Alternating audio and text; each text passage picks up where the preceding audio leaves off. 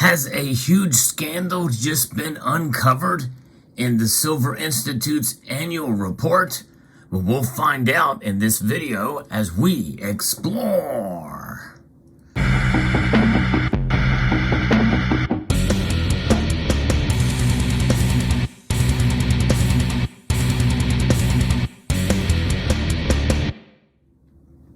The Silver Institute releases an annual report. It's a silver survey every year, and the newest report has just been released.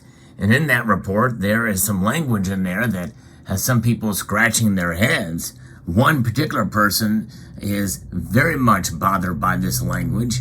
But before we get into that, I want to let you know that one of the things I like to do on this channel is bring you the latest information when it comes available with regards to precious metals as often as I can. There are some things I miss. There's actually a lot to talk about that I don't get to on this channel, and I do post 2 videos a day, sometimes more.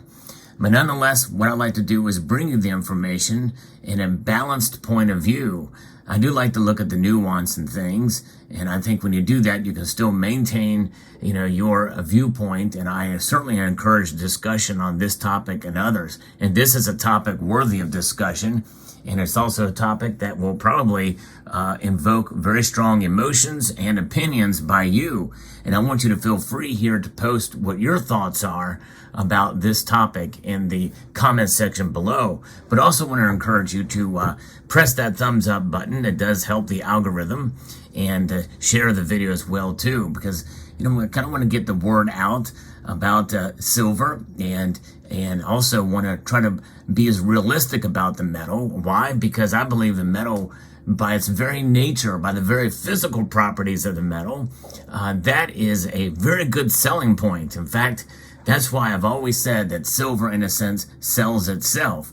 But I think it's good to get a complete picture of what's going on here.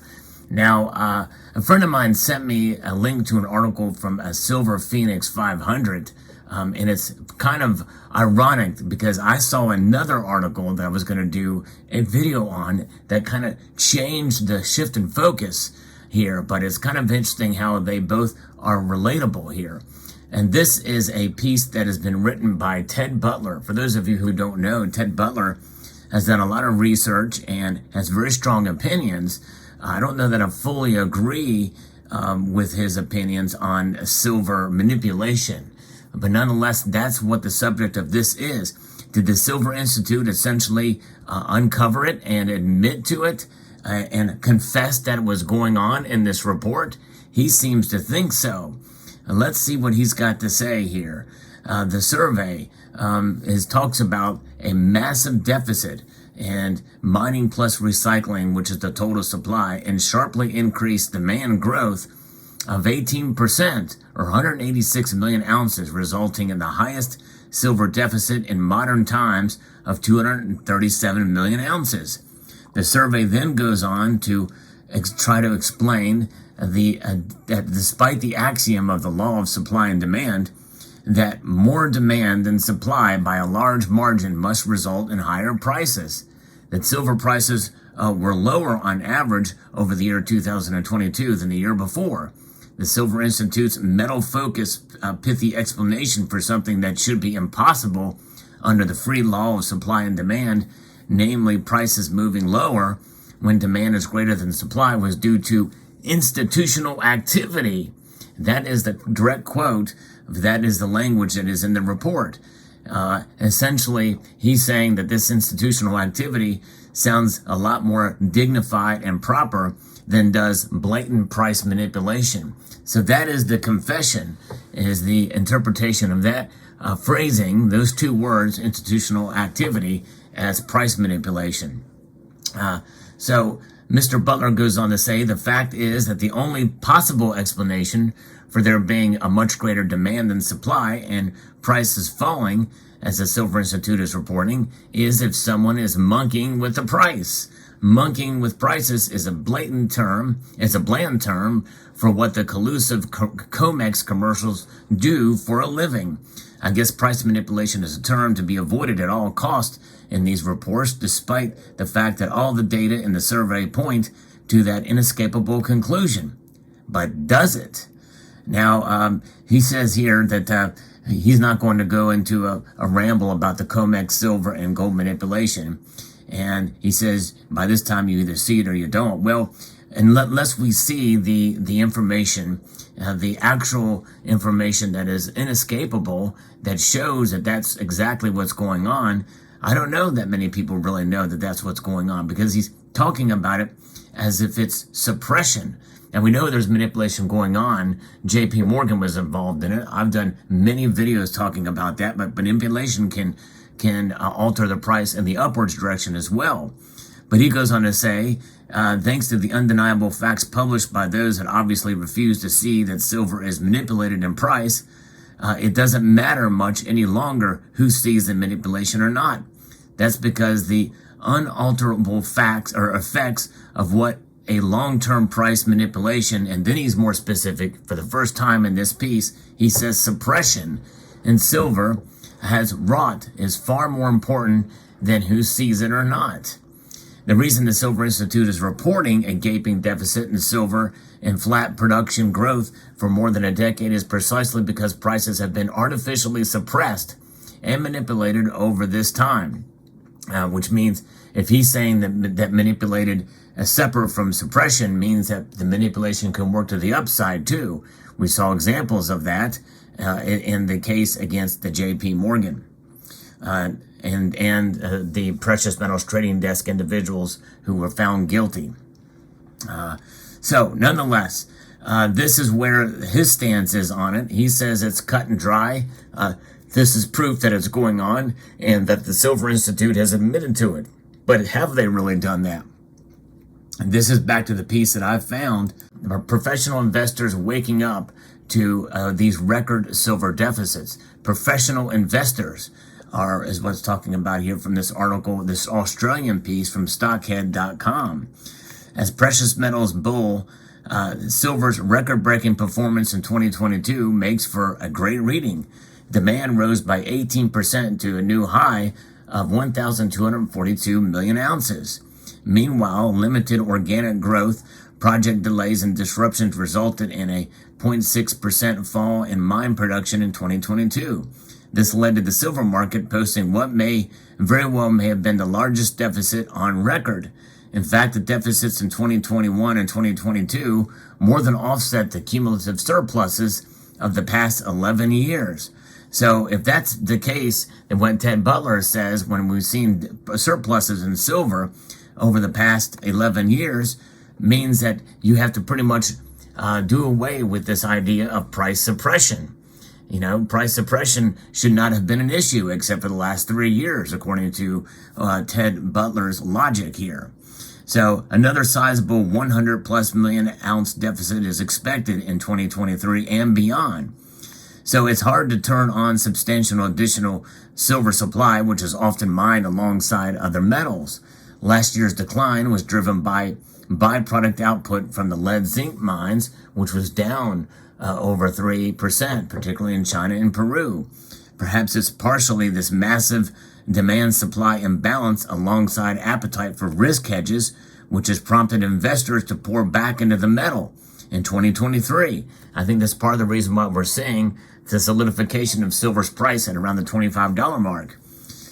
Silver has a unique dual function. It's an industrial metal and investors' safe haven or risk hedge. Prices rarely take their cue from fundamentals like supply and demand. Let me repeat that. Because of the dual nature of silver, this is something that Mr. Butler fails to see in his piece here. And I think it's quite substantial. Silver is unique in this way because they are instead largely driven by professional investor activity. That's right. And that is another cute code language that likely Ted Butler, if he were to ever see this video, he would say, well, that can be chalked up to institutional activity, which means price manipulation, which means that it's happening. Humans are involved. These professional investors are manipulating the price of silver. Who are these professional investors? Are they bankers? Are they people in the COMEX? I have a different theory here as who these professional investors are. It's that investor activity which has now pushed the silver price to a 30% gain over the past 6 months. Where is the suppression over the past 6 months? I would love to know. If they've been doing it for dozens of years, surely what's been happening lately, they could get by with doing it again. Metals Focus believes this can't last. For one reason, the Fed won't cut rates in the back end of 2023. Yeah, that's right, and I agree with that. I think, if anything, the Federal Reserve is going to pause. The biggest manipulator of gold and silver prices is the biggest manipulator of this. That is the Federal Reserve. That's right, the Federal Reserve. The Federal Reserve is the largest manipulator of everything. That's kind of what they do. And they start with trying to strengthen the dollar and trying to stabilize the dollar. That's, like I said, they try because they have to give this sort of era, this sort of, kind of a facade of stability in the dollar, which is the world's reserve currency. At least it is for now. How long will that last? I don't know. But one thing is for sure, this thing is a declining store of value, whereas silver is indeed a long-term store of value. But you have to be in it. You have to buy it. You have to hold it. And you have to have the guts to be able to stick with silver if you're going to buy it, be able to see it pan and work itself out. In fact, if you look at a chart for silver over the past 100 years, it has done exactly that.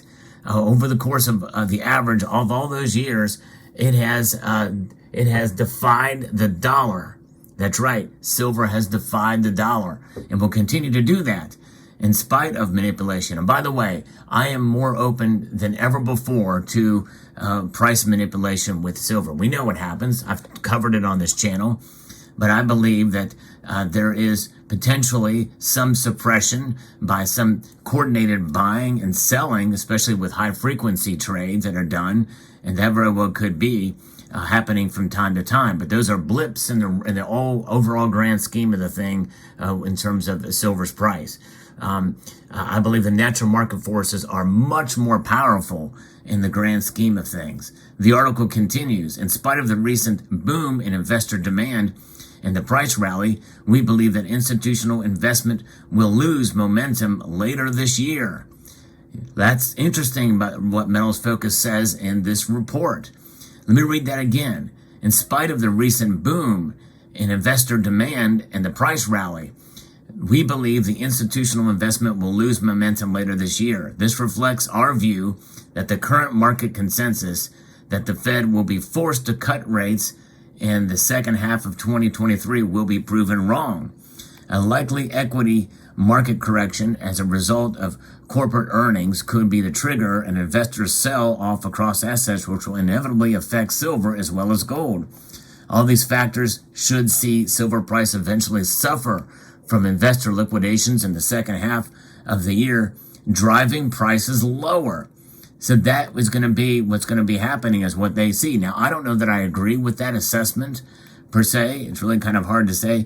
And to be honest with you, no one really knows. As the most expert among us and the traders, even the technical people, get things wrong from time to time. And, and I myself, obviously, I've made predictions of silver's price. And the last 2 years, or maybe even 3 years that I've done, I've been wrong. In fact, my prediction for this year is $28. I've been bullish on silver, but I've been proven wrong during that time. So what's going on here? Where is the manipulation? Because make no mistake, I think there is manipulation, and you can make an argument for suppression from this angle, not only in terms of the Fed, because I think the Fed is trying to suppress the price of silver indirectly through the strengthening of the dollar, but also you have the derivatives market. The derivatives market is insane right now. In fact, there's hundreds upon hundreds of paper contracts representing an ounce of silver out there. That's right, a couple of hundred. And I don't have the latest numbers in front of me, but there's a couple of hundred digital or paper representations for every ounce of silver that is mined on Earth. So when you have the COMEX and you have the stockpiles and the LBMA, it's based off the futures contracts and the like. You have all these derivatives and people chasing the exposure to silver's price, not the actual metal itself. They do not care about cashing out for a silver round or bar. And imagine, if you will, that this kilo bar is a contract size silver bar, 1,000 ounces. Boy, wouldn't that be nice? This thing would weigh about 72 pounds in my hand if that was the case. But no, this is just 1 kilo. But just imagine that saying 1,000 ounces on it. Who in their right mind, other than people trying to break the COMEX, would take delivery of 72 pounds of silver? It's not a very convenient way to hold silver. I'll just put it that way. Would it be neat to have one? Yes, I've seen one in person. It would be kind of cool to have one of those just for the cool factor, but it would be very inconvenient to haul that around, and to be able to sell and buy and trade a contract size bar. And by the way, that's the smallest contract. A full contract is 5,000 ounces. 5 of those bars. Good luck. I've seen those for sale, by the way. Like an SD Bullion, I think, has had some, and other bullion dealers have had contract size silver bars too. And so that's why they trade them. In order to cash out for them, the minimum buyout is like a full contract, 5,000 ounces for the most part. But regardless, many people that trade in those markets digitally and buy exchange traded products are doing it online, or they're trading through a broker or what have you. Same thing with the futures market. They want exposure to silver's price as a hedge against their other investments in the stock market. That's it, folks. For the vast majority of them, that's the case, which is why you're never going to break the COMEX in that regard. By the way, the COMEX and LBMA stockpiles are still dwindling. They're low. They're very low, and I think part of it is because of the great demand for silver that's out there. And by the way, you cannot completely suppress the price of silver in the form that you see it here. Let me expand on that a bit, because this is important, folks. We are starting to see, yet again, a separation between the spot price of silver and the real price of silver. What is the real price of silver? The real price of silver is the average of what you buy it for and what you can sell it for. And I say that as an average because essentially that can float around, because the premiums that you pay above silver, especially considering the different options that you see here, it may vary. A 1 ounce round, for instance, may have a higher premium than a 5 ounce silver bar or even a kilo silver bar. Different premiums depending on the manufacturer, depending on the demand for a certain product. It's going to be different. So when you go to sell that silver, when they are offering you above spot price for it, that is the actual price that matters the most. But the differential between them and the average in them is kind of really the ideal price in the silver market for the bullion market, to actual hold silver and well, by extension, gold bullion as well too. That is the difference there, folks. That's the price that matters. There ain't no suppression going on there, that's for sure. The premiums are high, and people are getting more for their silver when they go to sell it back to a local coin shop or a bullion dealer. Now, there are exceptions, and in this market right now, I'm not up to the case on or up to the latest on what every single bullion dealer is out there. So likely some of you in the comments will say, well, JM Bullion is paying only spot, or they're paying under spot again. So there may be some exceptions. I don't know. That's just one example. But we're starting to see premiums rise again as demand is increased. And so what Ted Butler is saying about demand, it's true. In the bullion market, it is going up. Premiums are going up on both sides. So I hope that helps explain things. We have to kind of look at this thing holistically and look at it from a perspective what these professional investors are doing, because they are trading in the paper space. And that paper space, folks, is just riddled with derivatives. And the derivatives are the silver bullet that is keeping prices low. I think that's one of the biggest reasons, as well as the Federal Reserve doing their job to suppress the price of silver through the manipulation of the dollar. So there you have it. I hope that brings it into perspective. I'd like to extend a multitude of gratitude to all of you for taking the time to watch this video and considering the information presented to you herein. And I want to encourage you to please rate this video, thumb it up if you don't mind. It does help the channel. Share your comments down in the section below. I want to know what you think. Do you agree or disagree? And share this video with others on other social media platforms. Comment and subscribe.